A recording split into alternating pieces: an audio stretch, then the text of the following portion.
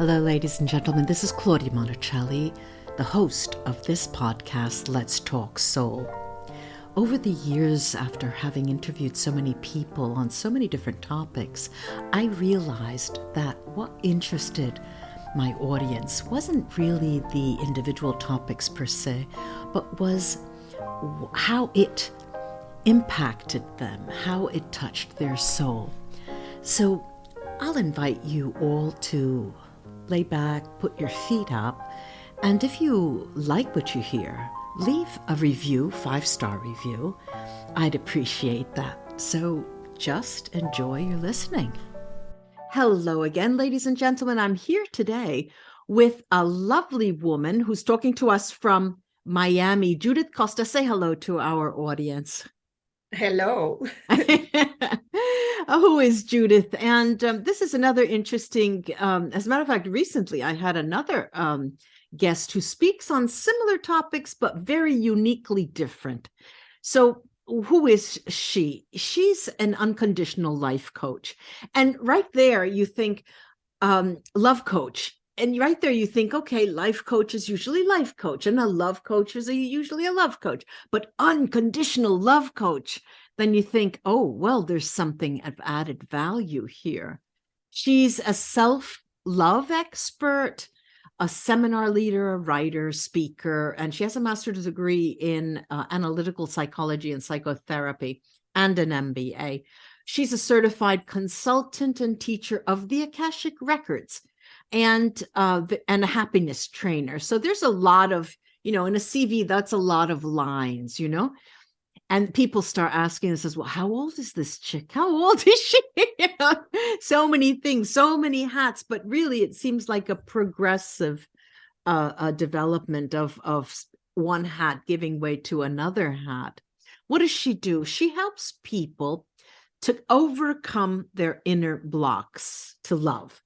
And a lot of us knows how difficult that really is. And she specializes in helping her clients have a better relationship with themselves, first and foremost, which transforms their lives already, allowing them to create abundance, well-being, better relationships, and become happier all in all.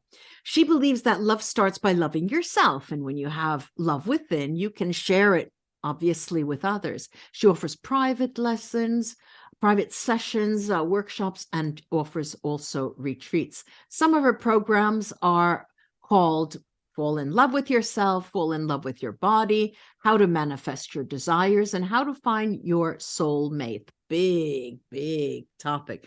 I would say at least it used to be more, 90%, but now it's gone down to 60% people. When am I going to meet my soulmate? What do they look like? They usually ask me. Now, she's the founder of the organization called Love, Love, and Love, which is a space where everyone can join for free to connect with the world of love and find resources needed and receive support. And I'll be including all of her social media and her websites. Judith, where do we start? And of course, we're going to talk about love, obviously, but I think so. yeah, but I like the idea of soulmates. When we talk about love and unconditional love, inevitably, and I'll tell you how it comes to me. People ask me, well, where is my soulmate? What's the difference between soulmate and twin flame? Is there a soulmate out there for me? All of these questions. And I will give you the floor with this very difficult question. In your mind, what are soulmates? Do they really exist? Oh, for sure they exist. And it's something very near to my heart because it's what changed my life. Mm-hmm. I read a book about soulmates, and I'm a romantic. And wait. Ladies and gentlemen, I have to tell you that before we got on, we were chatting. And I said, well, what's a nice girl like you doing in Florida? And she said, well, I'm originally from Barcelona. And I thought, oh, well, And then she said, well, I found my soulmate. And then then she moved. And I'm I thinking, moved to find my soulmate. I was ah, very here. ah. It was so funny that it's long. It's a longer story, but I will say that what seemed impossible, like to Yes. leave my city, my town, Right, my people, and all of this, in a certain moment in time, came so clear. And I didn't know, but I had enough signs that this person was in New York. Then yes, soulmates exist. How Yes, long ago was we have this? more than one. How long ago was that? 13 years ago. 13 years ago. And you said something about we have more than one? Yeah, soulmates in plural. And this Oh, is a wait, very no, wait. Let's start from the beginning. Go ahead. Go. It's a very interesting concept because people have this romantic idea that Yes. there is someone special for me waiting there, and it's so complicated to find this person because how the hell are you gonna really find this exact person? And I will say that we have soulmates of a different kind. Soulmates, just before the definition, I will say that they are eternal partners. Many people think that the concept of soulmates is this special person that it's waiting for me somewhere, somewhat, and it's very complicated to find. And that's not true, because soulmates are, just before the definition before, eternal partners. They have been together in the past, in past life. They can be together in this incarnation, and for sure they are going to be together in the future. Then we have just more than one person destined to be together with us, just of a different kind. Can you give us an example?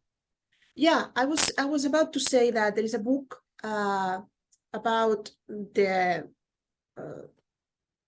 journey of the soul, where there is a category that I like, and he Newton, that it's the author about this, talks about the primary soulmate, that it's usually someone with whom we get married, we start like a long connection. Relationship. Mm-hmm. Yeah, but a soulmate can be someone that it's a colleague, that it's your best friend. Usually parents are not, but siblings, this aunt that it's special, or this grandma that has been in your life all the time and knows you and gets you. And usually soulmates can agree to show up in the life of another person in a concrete moment in time when you need specifically the talents that this person has, and help you, support you, and then leave. Then it doesn't mean that it has to be this person that you are romantically involved, but it's a person that for sure has the key of your heart, and may use it to awaken the love, to transform your life in a certain way. Then it's not about how long is the togetherness. Mm-hmm. It's about how important is the connection that is able to transform your life in a certain way. Uh-huh. And for example, when my story started changing all my life, after reading this book of Brian Weiss, Only Love is Real. Brian Weiss, yeah. Yeah, the Akashic Records man, really. Brian Weiss. No, he is, or he was, he's still alive, a psychiatrist. It was the head of psychiatry of Mount Sinai, but he was doing regression, past life regression. Right, past life regressions. Yeah. Mm-hmm. That thing. And I mentioned him because then what I wanted was to demonstrate myself that my husband at that time was my soulmate. And what happened is that so intense was my desire that I started manifesting this soulmate in my life. And I started dreaming with someone that was important when I was 16 years old in my life, that made me, or I suffer a lot for this love, my first love.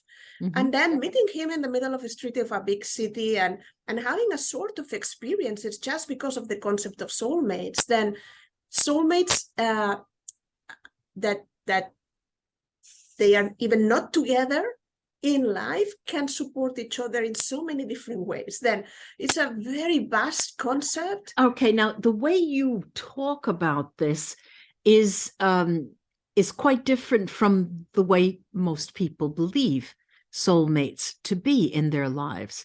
And so my question to you is, when clients come to you, do they specifically ask you to work with them concerning soulmates?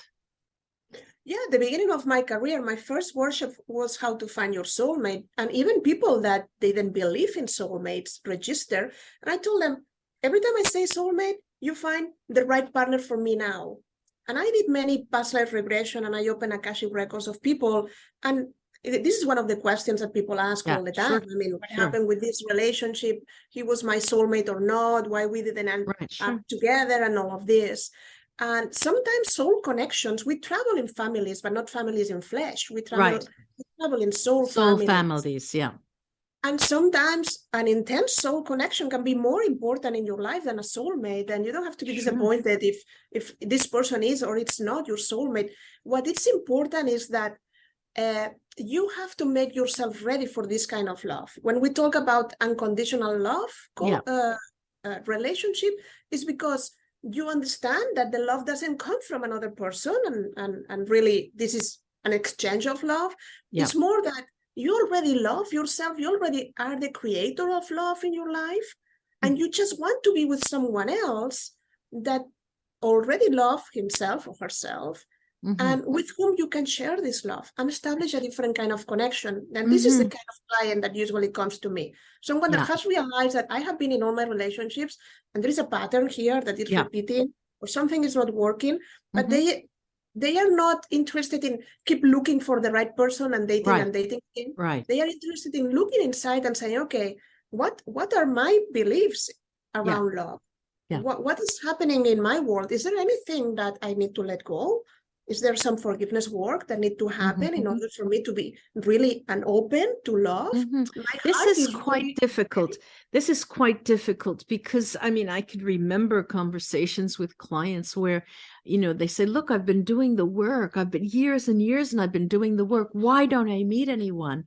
You know, and it's quite difficult to give a direct answer to that. And obviously, the universe doesn't believe they are ready or they are not ready, you know, even this incessant way of... No, but it's very common because there is a part of the brain called unconscious where we store a lot of memories, and sometimes we are unaware of what we do. We say we want.